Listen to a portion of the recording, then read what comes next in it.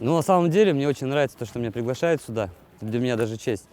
Вообще, сам как город, то есть, мне всегда приятен. Соответственно, у меня и впечатления, и ощущения, и эмоции, то есть, переполняют. Потому что, во-первых, это красивая столица.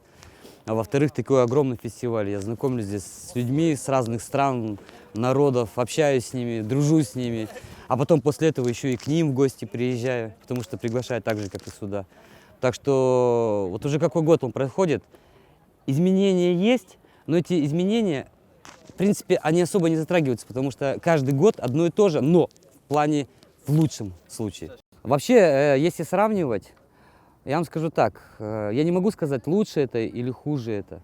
Я могу сказать так, что каждый организатор старается это внести. И каждый организатор видно, как он переживает, как он волнуется, как бегает за всеми, старается, чтобы каждому артисту было хорошо. И, соответственно, что он здесь, что там, что в других фестивалях, я ощущаю себя прекрасно.